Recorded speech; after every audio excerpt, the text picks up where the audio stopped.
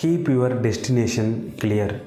Even sometimes wrong path lead to correct destination. உங்கள் இலக்குகளை தெளிவாக வகுத்து கொள்ளுங்கள். சில சமயம் தவறான பாதைகள் கூட உங்கள் இலக்கினை நோக்கி சரியாக அழைத்து செல்லும். உங்கள் இலக்கினை தெளிவாக வகுத்து கொள்ளுங்கள். சில சமயம் தவறான பாதைகள் கூட உங்கள் இலக்குகளை நோக்கி சரியாக அழைத்து செல்லும். ஒரு விறகு வெட்டி தினந்தோறும் காட்டுக்கு சென்று விறகு எடுத்துட்டு வீட்டுக்கு வந்தான். ஒவ்வொரு முறையும் விறகு எடுக்கும்போதும் காட்டில் ஒரு ஞானியை சந்தித்தான். அந்த ஞானியை பார்த்தோன்னே இவனுக்கு ஒரு ஆசை, எதுக்காக அவர் தவம் பண்ணுறாருன்னு தெரிஞ்சுக்கணும் அப்படின்னு சொல்லி ஆசைப்பட்டான். ஒரு நாள் அந்த ஞானி கண்ணை திறக்கிற வரைக்கும் இவன் பக்கத்துலேயே காத்துக்கிட்டு இருந்தான். ஞானி கண்ணை திறந்தவொடனே ஞானிக்கிட்ட கேட்டான், நீங்கள் எதுக்காக தியானம் பண்ணுறீங்க அப்படின்னு.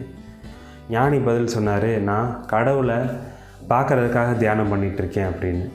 இவனுக்கு மனசுக்குள்ளே ஒரு ஆசை வந்துடுச்சு. நேரடியாக அந்த ஞானிக்கிட்டேயே கேட்டான், எனக்கும் கடவுளை பார்க்கணுன்னு ஆசை இருக்குது, நான் என்ன பண்ணணும்னு சொல்லுங்கள் அப்படின்னு சொல்லி கேட்டான்.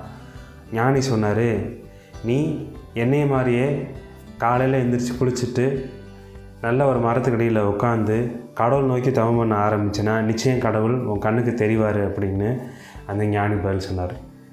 இவனும் என்ன பண்ணனா, மறுநாள் அதே மாதிரி காலையில் நேரமே எழுந்திரிச்சு குளிச்சுட்டு ஒரு மரத்தடியில் வந்து உட்காந்து காலில் இருந்து இறைவனை நோக்கி தியானம் பண்ண ஆரம்பித்தான்.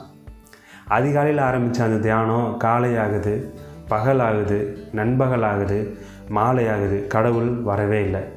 இவனுக்கு கடவுளை பார்க்கணுன்னு ஒரு ஆசை. பட் ஆனால் நம்ம செய்கிறது ஏதோ தப்பாக இருக்கும் அப்படின்னு நினச்சிட்டு மனசுக்குள்ளே ஒரு சந்தேகம் வருது.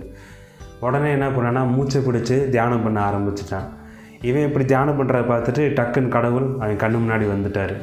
எப்பா நீ மூச்சை பிடிக்கிற நிப்பாட்டு, நான் வந்துட்டேன் அப்படின்னாரு. இருந்தாலும் இவனுக்கு ஒரு மனசுக்குள்ளே ஒரு சந்தேகம் வந்துடுச்சு, வந்தது கடவுள் தானா அப்படின்னு. இவன் என்ன பண்ணுறான்னா, கடவுளை தூக்கி ஒரு மரத்துக்கிட்ட வச்சு ஒரு கயிறால் கட்டிட்டு அந்த ஞானியை போய் கூட்டிகிட்டு வந்து கடவுளை காமிச்சான்.